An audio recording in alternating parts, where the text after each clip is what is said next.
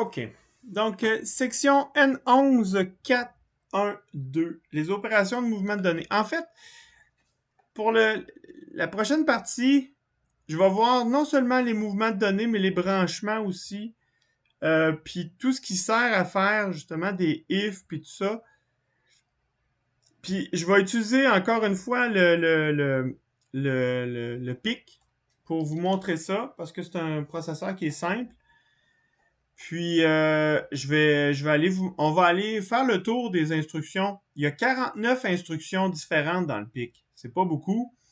Là-dedans, il y a des opérations d'addition, soustraction, multiplication, division. Non, c'est pas vrai, pas multiplication, pas division. Addition, soustraction, décalage, logique et arithmétique. Puis des opérations logiques, and, or. Puis après ça, des valeurs les mêmes instructions sur des nombres signés, non signés. Puis donc, c'est ça. Fait que là, il y en a d'autres qui sont des mouvements de données. Ben, c'est justement, on les a vus un peu, mais vous allez voir qu'il y en a plusieurs différentes saveurs, je vais appeler ça comme ça. Donc, c'est des dans la plupart des processeurs plus sophistiqués, on va appeler ça des chargements ou des rangements. Donc, on va aller charger la valeur qui est en mémoire, dans une mémoire et l'amener dans le processeur. Ou un rangement, ben, je vais prendre la valeur qui est dans le processeur et je vais la ranger en mémoire. Dans le cas du PIC, comme c'est un processeur que la mémoire est inclue dans le chip et qu'elle fonctionne à la même fréquence que le processeur, on appelle ça plus des mouvements donnés, des moves. Donc, c'est pour ça qu'on a dans l'instruction, on l'appelle move LB ou move F ou move LW ou move WF. Donc, move LB, c'est littéral to bank register. Move F, c'est pour bouger la donnée provenant d'un espace mémoire. Move LW, c'est littéral vers le work register. Puis move WF, c'est partir du work register puis l'amener dans une plage mémoire. Donc, vous avez, on va les voir un peu plus en détail tantôt. Pour ce qui est du ARM, vous avez load store. Vous avez aussi load B et store B. Je parle du ARM parce que, bon, je veux vous montrer que ne sont pas toutes pareilles. Okay? Le ARM, c'est un processeur qui est très, très utilisé dans les téléphones, dans le Raspberry Pi, même des microcontrôleurs qui sont basés à base de ARM. Si on utilisait un SAM21D, SAMD21, excusez, c'est un ARM, on serait plus dans ce genre d'instruction-là ici. Puis on serait 32 bits, parce que les ARM sont 32 bits et plus. Okay. Mais on va rester dans le simple, donc on va rester avec quelque chose qui ressemble à ça. Il existe aussi, donc on a vu qu'il y avait des mouvements de données. Si vous regardez les notes de cours avant, là, je vous parle de faut être capable de faire des opérations arithmétiques et logiques. Faut être capable de bouger des données. Faut être capable de contrôler le flux des données. Puis il faut être capable de sortir avec l'extérieur. Bon, ben le chargement, rangement puis le mouvement de données, ça se fait à peu près ensemble. OK? Ce qui manque, c'est le contrôle. Comment je fais pour contrôler le flux ou l'exécution du programme?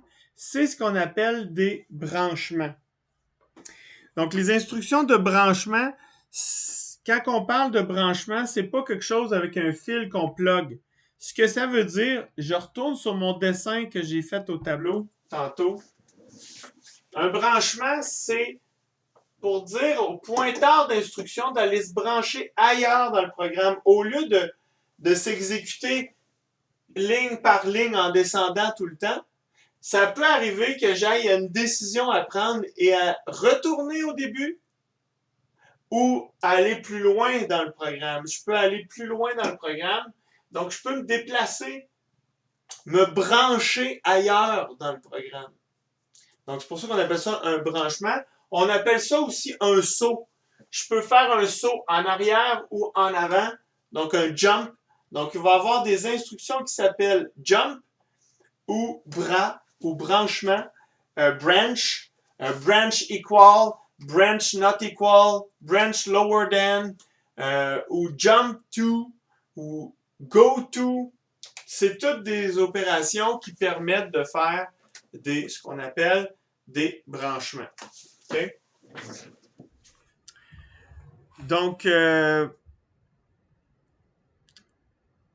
les branchements, ce qu'on va faire habituellement, là j'ai quelque chose qui est bizarre ici, là, mais un branchement, ça va nous obliger à faire un calcul parce que ça nous oblige à prendre une décision. Puis pour prendre une décision, ben, faut avoir quelque chose à prendre comme décision. Il faut avoir une comparaison à faire. Fait que souvent, ce qu'on va faire, il va y avoir soit un calcul de soustraction ou pas. Ça peut être n'importe quel autre calcul, puis il va y avoir une prise de décision qui va être en fonction de ce calcul-là. Et en fait, ce qu'on va faire, c'est qu'on va aller vérifier un des bits de statut. Donc, on va aller vérifier le bit de statut si, par exemple, il y a eu un dépassement ou il y a eu la valeur est négative ou la valeur est égale à 0. Les bits de statut vont nous donner ces informations-là directement avec un seul bit. Okay? Donc, si vous voyez le bit Z is set, ben, c'est parce que c'est un bit de statut qui a été seté et ça vous permet de faire des vérifications avec des opérations de branchement. Okay? Les exemples d'instructions de branchement dans le PIC12. Il y a BRA, BRW, donc branchement relatif au PC ou programme counter. Donc le programme counter va s'en aller à sa valeur plus ce qui est dans le littéral K. Je vais aller vous montrer ça.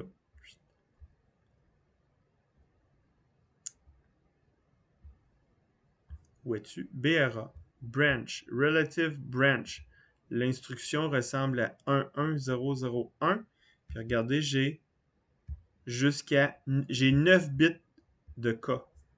Donc, ça me permet de prendre, c'est un branchement relatif. Quand on dit relatif, c'est relatif au program counter, donc au pointeur d'instruction. Je vais aller chercher BRA plus loin. Regardez ici. Add the signed 9 bits littéral K. Donc, les bits sont signés en complément 2. J'ai 9 bits. OK? 9 bits signés. Ce qui veut dire que je peux me brancher, si mon PC est ici, je peux aller en arrière ou en avant. En fonction du signe. Si c'est négatif, je vais aller en arrière. Si c'est positif, je vais aller en avant. Donc, ça me permet de me déplacer par rapport à où se trouve le programme. Je peux aller à la valeur présente plus ou moins la valeur du littéral K. Donc, c'est un branchement.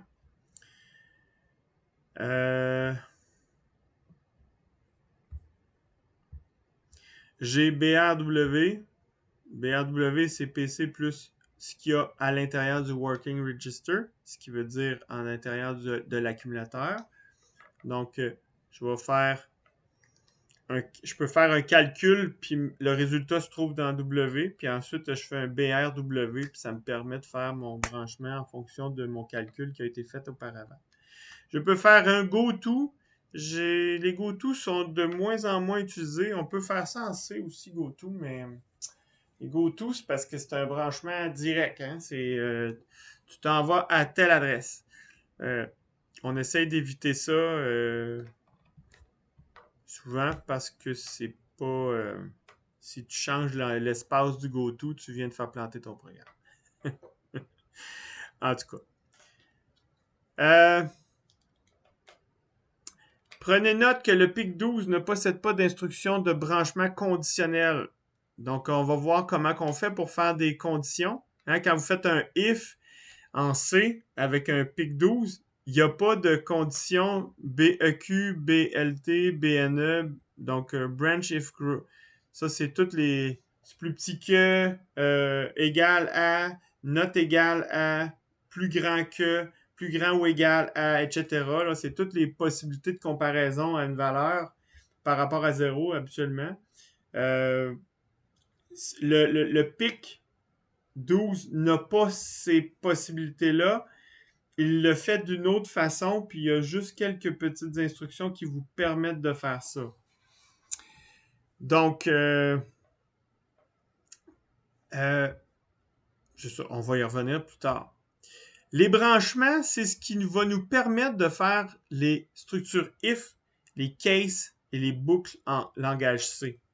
Et aussi en LabVIEW aussi. Les book for, les book while et tout ça là, en LabVIEW, ben dites-vous que LabVIEW c'est compilé, ça génère du langage machine au bout, puis ce que ça vous donne des instructions qui sont des branchements quand vous faites ça. OK? Donc, comment ça fonctionne? Si je fais par exemple, excusez, comment c'est tard, hein? Je suis devant mon horloge, une chance, si je me tasse, vous allez voir qu'il est tard, il est 23 heures. Donc, si je fais un if A plus grand ou égal à 1, regardez ce que ça fait. Ça fait move F 174 dans W. Ce qui veut dire que ce que j'avais à l'adresse 174, vous vous souvenez de l'exemple plus haut, l'adresse 174, c'était mon A. Ben, j'ai pris la valeur qui est dedans, puis je l'envoie dans W. Donc, je le mets dans mon working register. Donc, on place la valeur de la variable A, qui est l'adresse 160, qui est contenue à l'adresse 174, qui est un nombre signé, dans oh, il manque un petit bout ici. Dans le working register. Ensuite, ce qu'on fait, c'est bit test F set clear. OK? On teste le bit 2. On teste le bit 2 qui est à l'adresse 103. OK? Puis l'adresse 103, c'est le status register. On va retourner voir ça. Je vais aller voir le memory map, la carte de la mémoire. J'ai tout ça quelque part. Table content. Memory organization. À l'adresse. On descend jusqu'à. OK. À l'adresse 103. 100.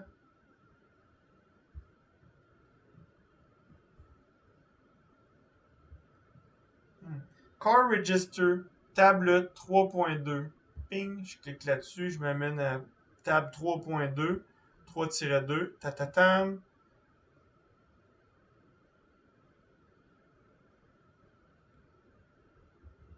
Status X03.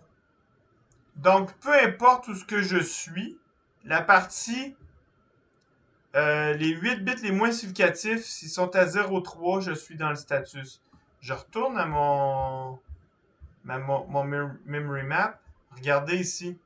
Toute cette partie-là ici, c'est toujours le core register. Peu importe dans quelle banque je suis, il va faire abstraction de la partie haute de l'adresse. Donc, les 2 bits les plus significatifs sont mis de côté lorsque vous avez la valeur entre 0, 0.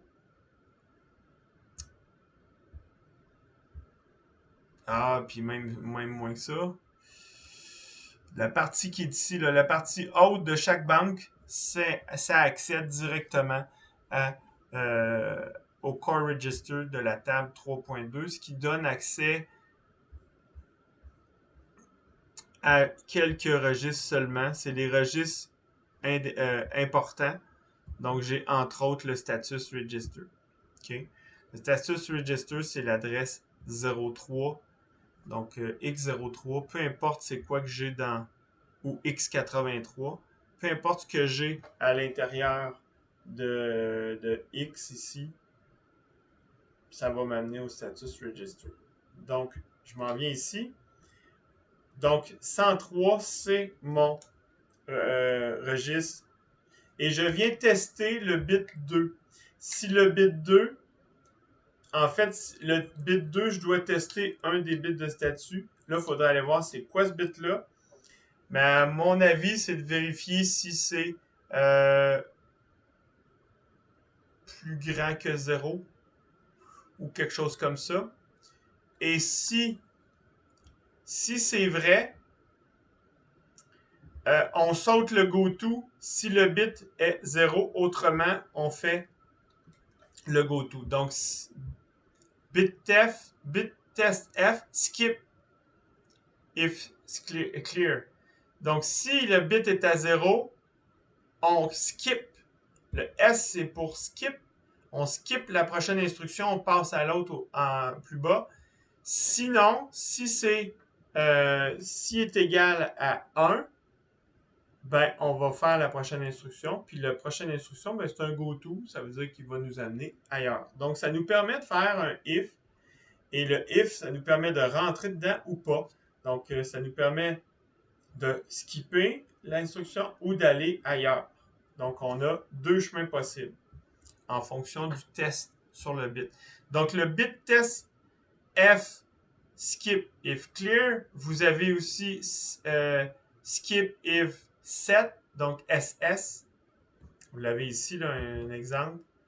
Donc, bit test F, skip set. Ça vous permet d'aller dans de vérifier s'il est égal à 1 plutôt que de vérifier s'il est égal à 0. OK. Je fais un autre exemple ici. Donc, encore une fois, je vais chercher la valeur de A à l'adresse 174. Je le mets dans le Working Register. Je fais un XOR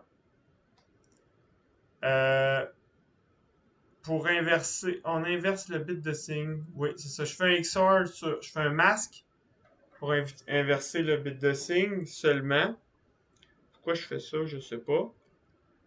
Ensuite, on ajoute la valeur positive maximale sur 8 bits. Donc, j'additionne. Puis, si on a une retenue, on saute le goto. On saute le goto et le if. Bon. Je sais pas exactement qu'est-ce que je fais là-dedans. Pourquoi je fais ça? Pourquoi ils font ça? Ils testent c'est plus grand ou égal à 0. Ok. J'ai changé, c'est ça, c'est la même fonction, mais regardez, le A ici est non signé, alors que le A ici est une valeur signée.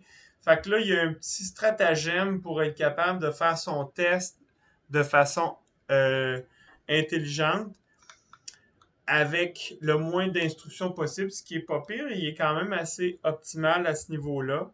Donc, il fait un trucage avec le bit de signe, puis une addition avec la valeur max. En fait, il va aller chercher la valeur.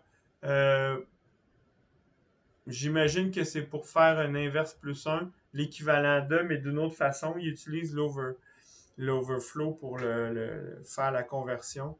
Puis ensuite, il fait une comparaison. C'est quelque chose de même. Ouais, c'est ça. On utilise ce truc qui peut sembler bizarre pour utiliser le moins d'instructions possible et utiliser le bit C du status. Donc, n'oubliez pas que les nombres signés en complément 2 et les nombres non signés utilisent le même circuit d'addition. Mais l'interprétation du résultat est différente. Comme le registre status ne possède que les bits Z et C, Z étant la valeur 0, puis C, je me souviens plus ce que c'est. La manière la plus optimale pour tester une valeur est d'utiliser les opérations qui affectent ces deux bits. Donc, c'est pour ça qu'on fait des opérations qui vont... Vous allez voir ici, là, dans les instructions, vous avez tout le temps l'information... Oups, je suis pas à bonne place.